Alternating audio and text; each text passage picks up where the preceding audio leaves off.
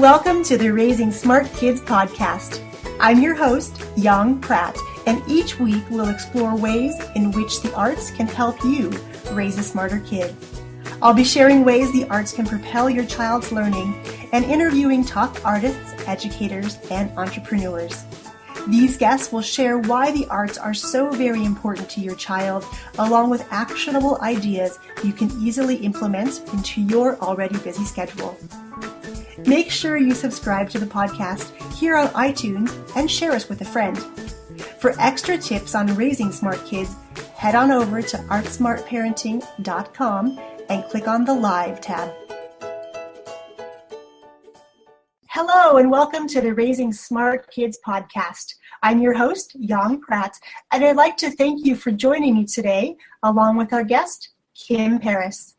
Kim was a classroom teacher for grades 4 through 6 for 20 years before becoming a gifted education specialist with the Elko County School District. Along with 3 colleagues, she founded the first charter school in Elko County. Today, she spends her time educating gifted and talented students that are preschoolers and kindergarten aged in her own school, Paris Academy. I'm thrilled to have an expert educator on the podcast with us today. Welcome to the show, Kim. Thank you. It's wonderful to be here. Now, for all of our listeners, I first met Kim years ago at the charter school when we first enrolled my oldest daughter there. And Kim was really instrumental in educating me about gifted and talented kids, their special needs, and what that means. And Kim, for as long as I've known you, you have been such an advocate for gifted and talented kids. In your opinion, what qualifies a child to be classified as gifted and talented? You know, Yang, my first component of training focused only on the academic portion of identifying students for gifted and talented. And I also focused a lot on the number assigned to that designation.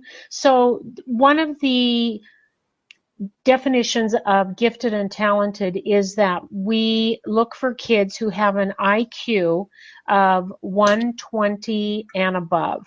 And there's a range of IQ scores from 120 to highly gifted 160. So there's a range of giftedness just like there are other attributes. So on an academic range, or when you're defining them academically, you're looking for an IQ score of between 120 and above, all the way up to 160 and even higher than that. Fantastic. And then today, do you still use those tests to qualify the kids who come to you for their preschool and kindergarten education? You know, at this age, the research shows, and it's kind of been proven as I've started this school, that kids don't test well. There's not an accurate way of doing a paper pencil test, but what is extremely accurate, and I've also seen this starting this school, is parents reporting attributes and behaviors in their child.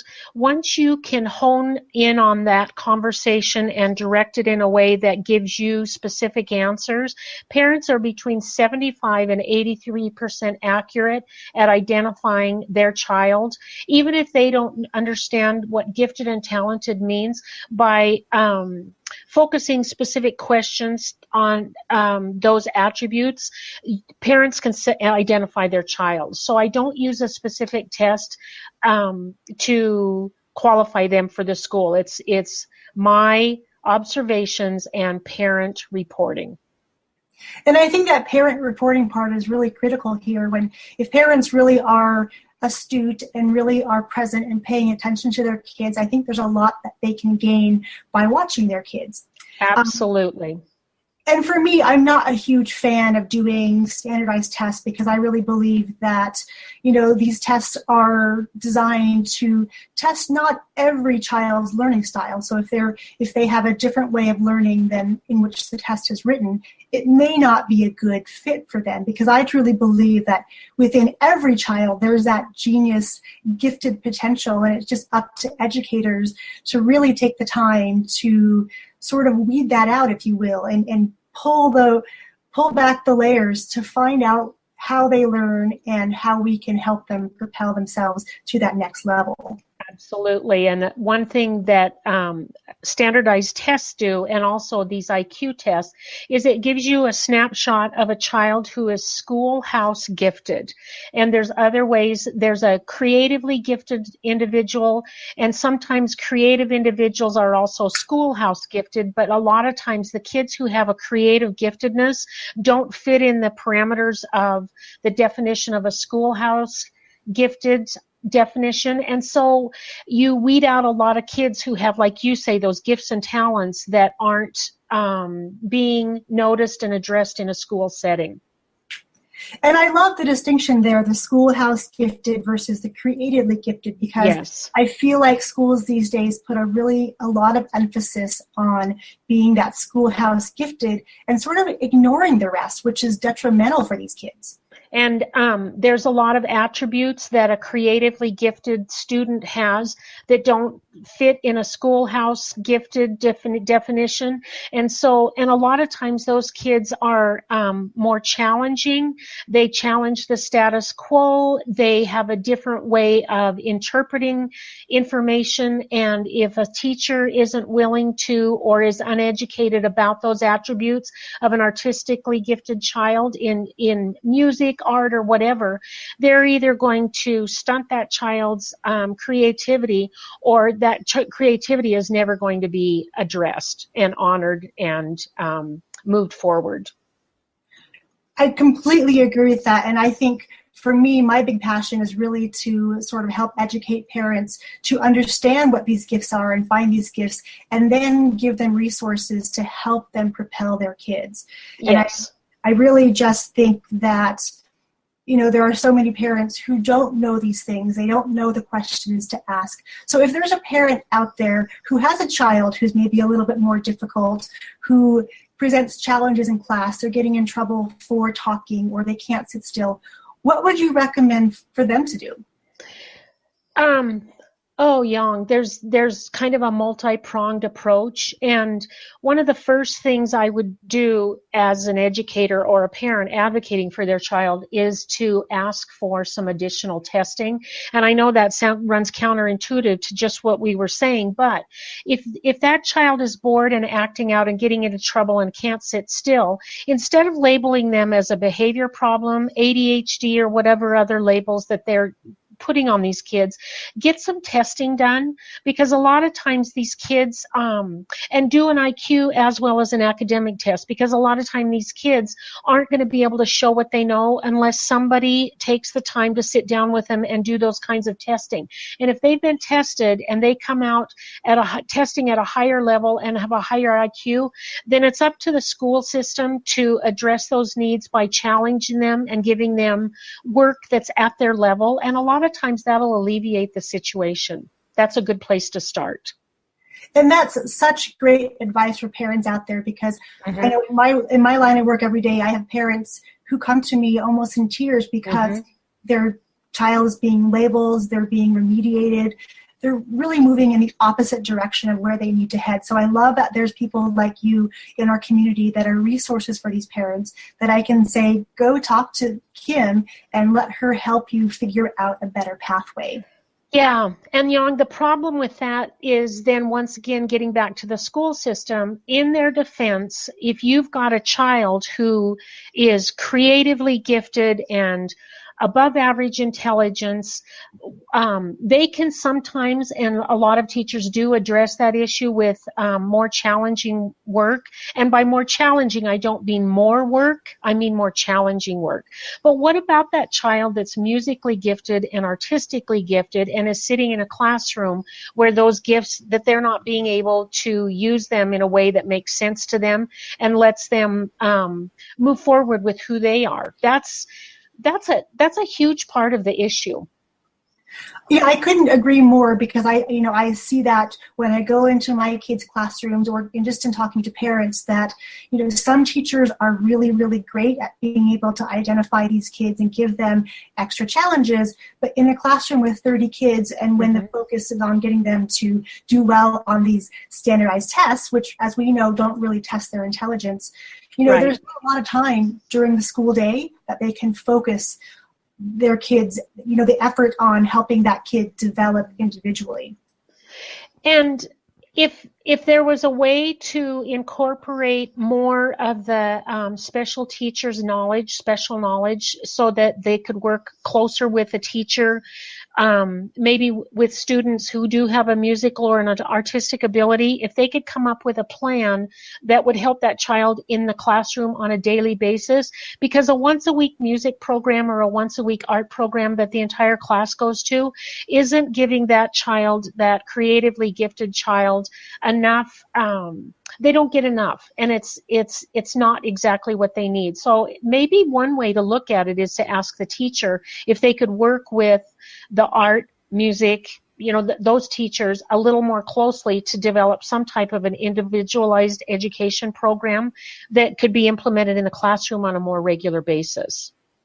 Right, and I think the notion too of segmenting out every subject into distinct time frames where it's 30 minutes for music, it's 30 minutes for math, or 2 hours for math, I think it kind of detracts from these kids who are in these classrooms trying to learn. If we could somehow incorporate it and so it's a more holistic approach, I think no matter how the child is learning, that would be greatly beneficial. But again, there's time constraints, there's governmental constraints, there's a whole lot of bureaucracy that has to be overcome to make those things happen. One thing that kind of I'll put out there and in the consulting field is that I create menus for teachers, and so in math, there's different avenues of being able to express what you've learned in different ways. So there's art, ways that they can learn and express their knowledge through art. There's ways they can express it through music. They can do dance, but it has to be in keeping with what the goals are for the classroom teacher. But a lot of times the teachers don't have the time or the information on how to incorporate a menu so that kids can show what they've learned in a way that feels right to them, and they can use that creative outlet. And that's so great that you do that, because I think that's definitely a service and something that a lot of teachers could really use if they know that's available to them. Yeah, I think it would be helpful, but once again, like you say, there's time constraints, and then a lot of teachers, it's scary to let their kids go like that, and they're not all doing the same worksheet, and how do you correct that? And I mean, you have to have teachers that are willing to take that risk, and I know there's a lot of them out there, but it's a leap of faith, and it's a different way of doing things. No, I agree, and when I talk to parents about really helping them figure out how to raise smarter kids, and we do it through the arts, because we know that through the research and just in our everyday dealings with these students, we see these transformational effects happening. We see these kids coming out of their shell. We see them taking on leadership roles. We see them doing better in school and better able to focus on what they're doing. So for you as an educator, why do you feel that the arts is so important in the development of a child? I feel like if you pigeonhole a child and say, this is the only way that we're going to teach you, and if you can't learn this way, then there's something wrong with you. I can't tell you how many parents and kids feel like there's something wrong with their child because they don't learn in the way that's set up in a school system. So I feel like the more we can incorporate the different intelligences and the different ways that kids learn best, either musically, artistically, through movement, whatever it is, those kids are going to gain confidence in acquiring knowledge and feel like the way they learn is not only okay, but it's honored and accepted and celebrated. And it's got to happen, or the kids are falling off on both ends. The ones in the middle are doing fine, but there's a huge majority of kids that don't learn the way we teach in school. And I just feel like the arts is the only way that you can make connections with kids and develop their self-confidence. And again, I couldn't agree more. My big passion is really to be able to educate parents on the multiple intelligences and using what Howard Gardner has sort of laid out so beautifully for us, that it's okay if your kid doesn't learn in a certain manner. There is a way to get them to learn, and that one constant across all the different intelligences, like you said, is the arts. So that's where my big passion lies. I actually do a webinar every Wednesday now where I break down the 8 different kinds of intelligences and really speak to how kids are being taught in school, how they're being tested, and it may or may not match up with what they need. So really giving parents some tools that they can take away to have those discussions with not only their teachers, but with the administration to really be an advocate for their child.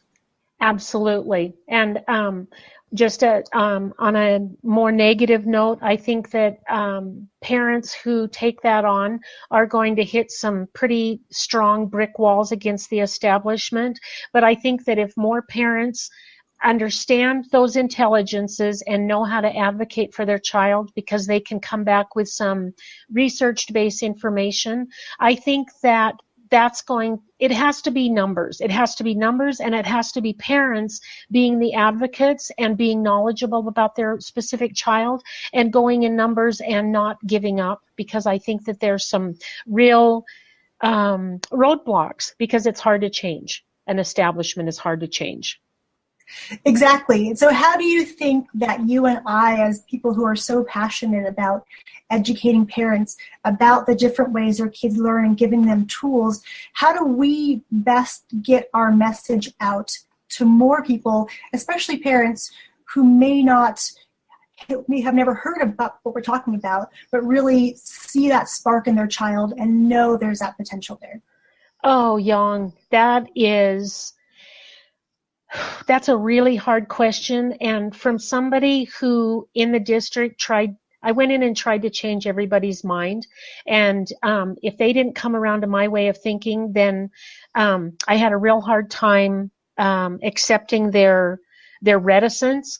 But I think it's word of mouth. I truly think that you and I are touching lives. And I think those parents are going to go out and have a conversation with one other person who then maybe is going to come around to a different way of thinking. I don't know of another way other than a personal experience and word of mouth. Sounds like a little bit of an uphill battle here, but I'm ready for the challenge if you are. Oh, Yang, it's just things like this, and then offering people options and seeing the transformation through their child or through themselves. I think that's the best way to go about this. Absolutely. I'm going to switch gears here just a little bit. I want to kind of take a step back and ask you the reasons why you chose to do early childhood education after spending so much time in elementary school age levels. Oh my, that's a good question. I decided to start a school and a learning center for gifted kids.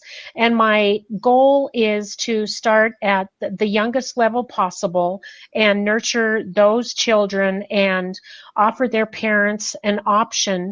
And from a business perspective, I thought that would be the best way to grow a school, is to start at the youngest level and give those parents an option to continue on with this type of education for their child. And so currently we have a full-time preschool for age 3, 4, and 4, 5. And then we also have the learning center for kindergartners and up through age 6 and 7 right now. So from a business perspective, that seemed like the best way to grow a school.